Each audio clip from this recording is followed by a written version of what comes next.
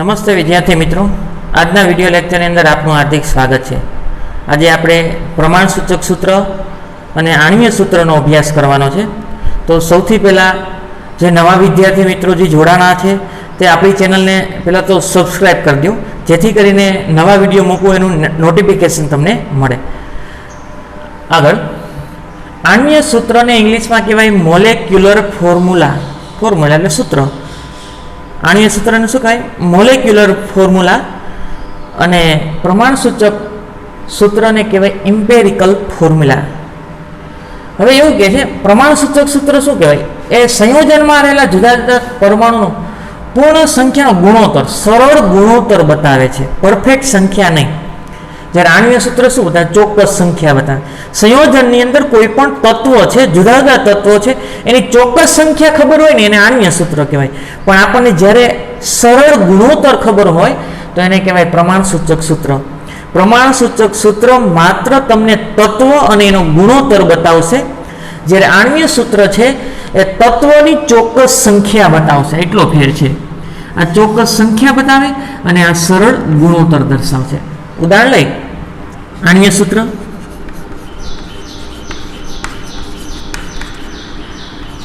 પ્રમાણ સૂચક સૂત્ર। ધારો કે આ ઇથેનનું બંધારણ અણુ છે C2H6 એટલે ઇથેન છે, આનું નામ શું થાય? ઇથેન। હવે આમાંથી હું કોઈ સંખ્યાને કોમન લઈ લઉં, કેટલું લઉં? 2 ને કોમન લઈ લઉં તો કાર્બન કેટલા વધે? 1 અને હાઇડ્રોજન 3। તો આની પરફેક્ટ ઇથેનમાં કાર્બન 2 હોય અને હાઇડ્રોજન 6 હોય તો એ ચોક્કસ સંખ્યા થઈ, તો આનું સૂત્ર થયું પ્રમાણસૂચક સૂત્ર। કાર્બન ને હાઇડ્રોજન ખબર છે, પણ કાર્બન હાઇડ્રોજનનું પ્રમાણ કેટલું છે? 1:3। આ 1 કાર્બન હોય ત્યારે હાઇડ્રોજન 3 હોય, પણ કાર્બન 2 હોય તો 6। આગળ ગ્લુકોઝનું બંધારણ લો। Glucose, carbon, hydrogen, oxygen 6:12 6। આ કોનું સૂત્ર થયું? ગ્લુકોઝ। આમાં કોમન સંખ્યા એક કાઢ લ્યો, કોમન જે નીકળતી સંખ્યા કાઢવાની છે। આમાં ફિક્સ જ છે કે ગ્લુકોઝમાં 6 કાર્બન, 12 હાઇડ્રોજન ને 6 જ ઓક્સિજન થાય। તો ચોક્કસ સંયોજનમાં ચોક્કસ સંખ્યા, જુદા જુદા તત્વો અને પરમાણુની ચોક્કસ સંખ્યા, એટલે એને આપણે શું કીધું? આણ્વીય સૂત્ર। જ્યારે પ્રમાણસૂચક સૂત્રની અંદર સંખ્યા છે એનો ચોક્કસ ગુણોત્તર, સરળ ગુણોત્તર। તો આમાં 6 કોમન કાઢી નાખું તો કાર્બન, હાઇડ્રોજન અને ઓક્સિજન। કાર્બન છે 1 વધશે, હાઇડ્રોજન 2 અને ઓક્સિજન 1। તો આ કાર્બન, હાઇડ્રોજન અને ઓક્સિજનનો ગુણોત્તર કેટલો થાય? કાર્બન 1 છે ત્યારે હાઇડ્રોજન 2 છે ત્યારે ઓક્સિજન 1 છે, તો 1:2:1 થાય। શું થશે? 1:2:1। કાર્બન 2 લઉં તો હાઇડ્રોજન કેટલા થાય? 4 અને ઓક્સિજન 2। આ 3 લઉં તો આ 3 અને આ 6। આ 6 લઉં તો આ 6 અને આ 12। તો સરળ ગુણોત્તર બતાવે છે ને પ્રમાણસૂચક સૂત્ર કહેવાય। તો એના ઉપરથી આણ્વીય સૂત્ર જોતું, પ્રમાણસૂચક સૂત્ર ઉપરથી આણ્વીય સૂત્ર જોતું હોય તો આને કંઈક ચોક્કસ સંખ્યા વડે ગુણવા પડે। પ્રમાણસૂચક સૂત્ર જાણતા હોય એમાંથી આણ્વીય સૂત્ર જોતું હોય તો ચોક્કસ સંખ્યા વડે શું કરવું પડે? ગુણવા પડે। તો એક સૂત્ર આવું થઈ જશે, અણુ સૂત્ર બરાબર n ગુણ્યા પ્રમાણસૂચક સૂત્ર। શું થશે? અણુ સૂત્ર બરાબર n ગુણ્યા પ્રમાણસૂચક સૂત્ર। કારણ કે પ્રમાણસૂચક સૂત્ર જાણતા હોય એમાં સરળ ગુણોત્તર જાણે છે, ચોક્કસ સંખ્યા જાણતા નથી, તેને ચોક્કસ સંખ્યા વડે ગુણી નાખો ને તો તમને અણુ સૂત્ર મળી જાય। તો n ને સૂત્ર કરતા બનાવું, n ગુણક સંખ્યા બતાવે છે। n શું બતાવે છે? ગુણક સંખ્યા। ગુણક સંખ્યા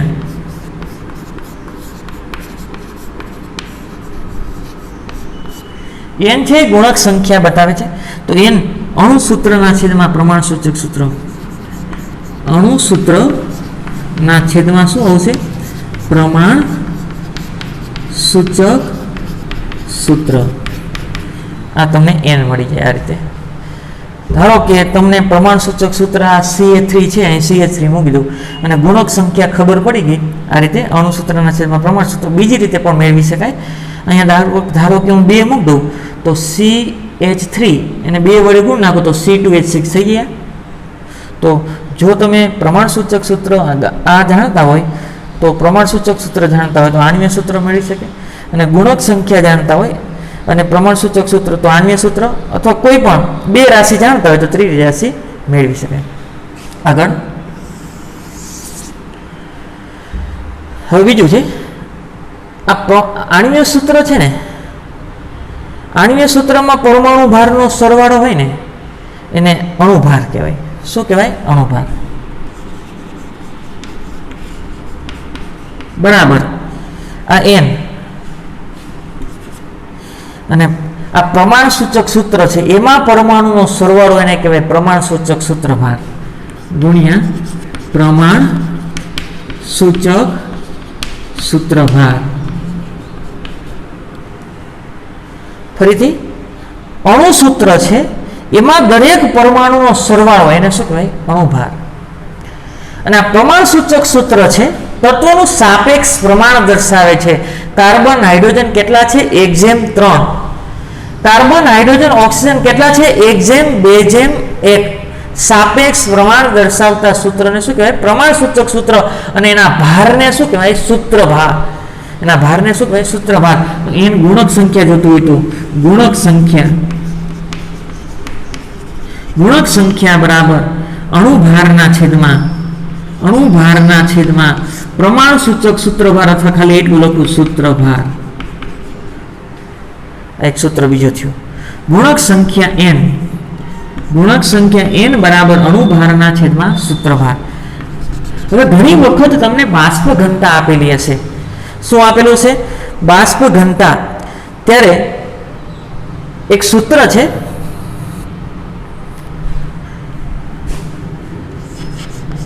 બાષ્પ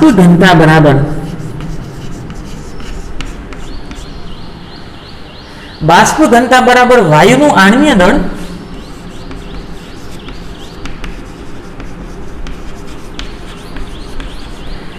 હવે એ બાષ્પ ઘનતા છે ને છોકરાઓ હાઇડ્રોજનના સંદર્ભમાં માપવામાં આવે. કોઈ પણને સાપેક્ષ લઈને માપવામાં આવે.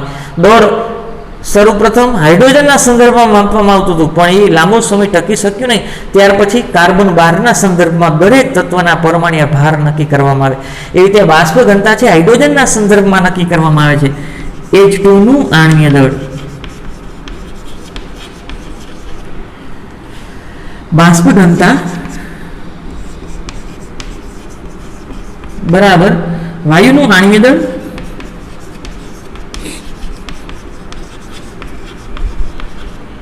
છેદમાં H2 નું આણ્વીય દળ. એક હાઇડ્રોજનનો પરમાણુ ભાર 1 છે તો આપણે 2 હાઇડ્રોજન છે પરમાણુ ભારનો સરવાળો એને કહેવાય આણ્વીય દળ અથવા અણુભાર. તો અહીં કેટલા થશે? 2. તો આણ્વીય દળ બરાબર નવું સૂત્ર થયું. જો આણ્વીય દળ બરાબર 2 ગુણ્યા બાષ્પ ઘનતા. ઘણી વખત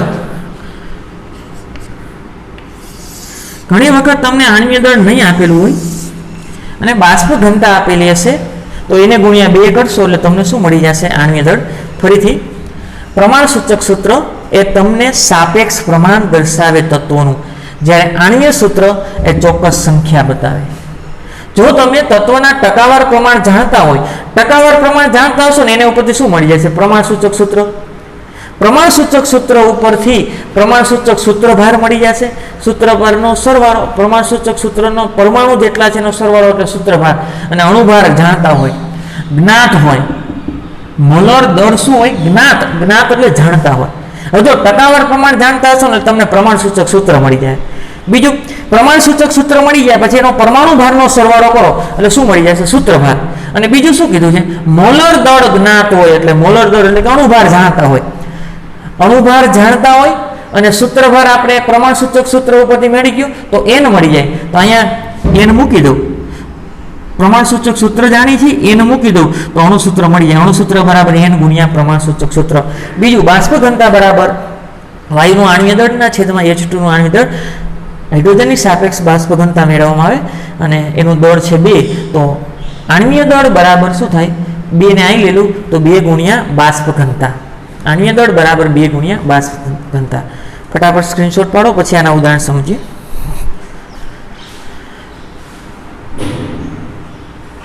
આણ્વીય સૂત્ર અને પ્રમાણસૂચક સૂત્રની મદદથી થોડાક દાખલા. એક સંયોજનનું આણ્વીય દળ આપેલું છે પેલા ડેટા લખી દઉં. આણ્વીય દળ કેટલું છે? 60 ગ્રામ પર મોલ. બીજું આપેલું છે પ્રમાણ સૂચક સૂત્ર. શું આપેલું છે? પ્રમાણ સૂચક સૂત્ર કેટલું છે? કયું છે? CH2O એટલે સાપેક્ષ પ્રમાણ દર્શાવે. તો આના ઉપરથી સૌ પ્રથમ પ્રમાણ સૂચક સૂત્ર ભાર ગણી લઈ. શું ગણી લઈ? પ્રમાણ સૂચક સૂત્ર ભાર.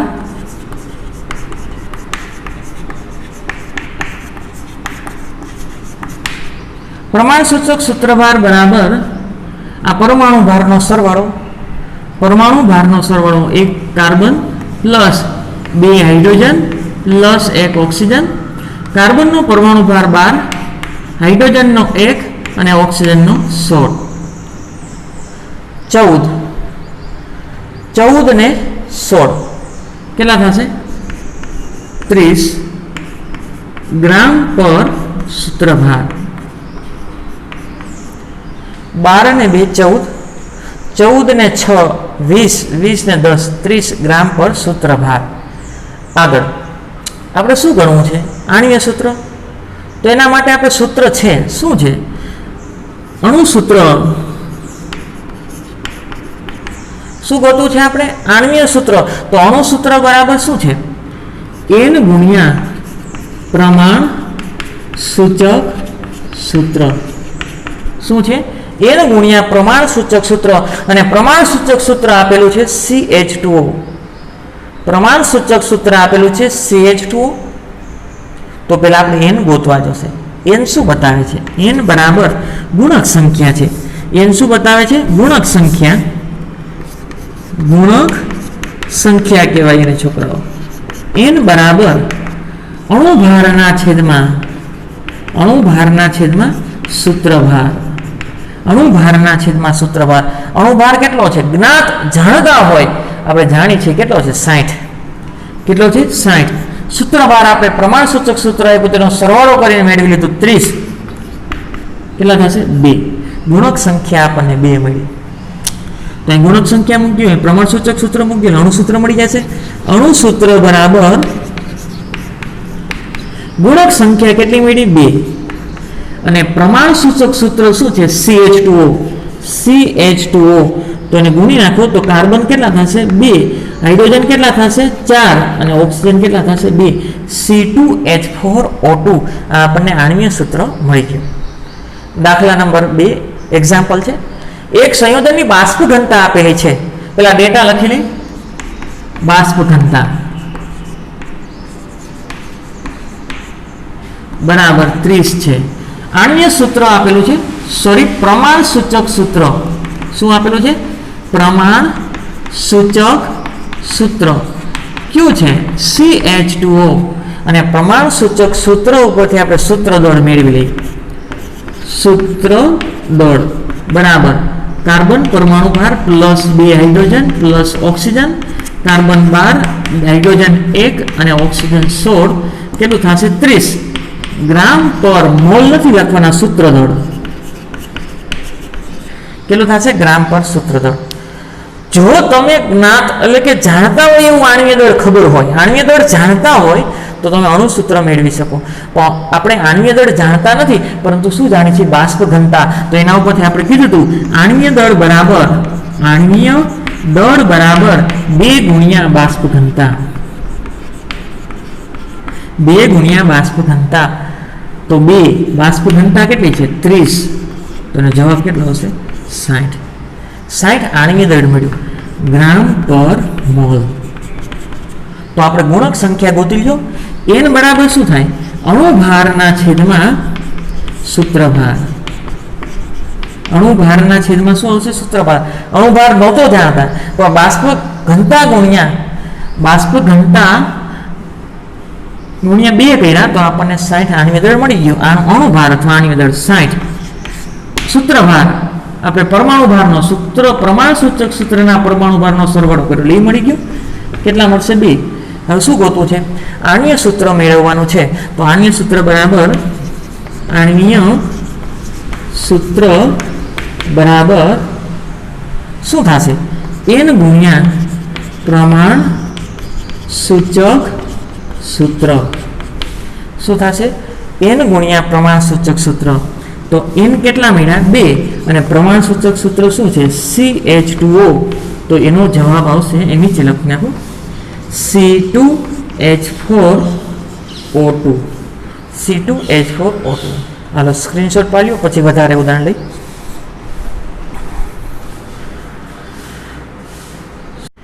પાઠ્યપુસ્તક કોયડા નંબર 1.2 એક સંયોજન 4.07% હાઇડ્રોજન આપેલું છે 24.47% કાર્બન આપેલું છે અને 71.65% ક્લોરીન ધરાવે છે એનું મોલર દળ એટલે કે આણ્વીય દળ આપેલું છે 98.96 ગ્રામ છે અને તેના પ્રમાણ સૂચક સૂત્ર અને આણ્વીય સૂત્ર મેળવવાના છે આપણે કીધું હતું કે પ્રમાણ સૂચક સૂત્ર ક્યારે મળશે જો તમે તત્વોનું ટકાવાર પ્રમાણ જાણતા હોય તો અને આણ્વીય સૂત્ર ક્યારે મળશે જો જ્ઞાત અણુભાર જાણતા હોય તો બે જાણી છે ટકાવાર પ્રમાણે જાણી છે તો સૌપ્રથમ તત્વોનું નામ લખી દઈએ એક આપણે એક હાઇડ્રોજન છે એક કાર્બન છે અને ક્લોરીન છે હાઇડ્રોજન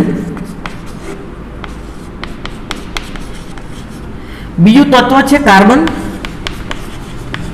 અને ત્રીજું છે ક્લોરીન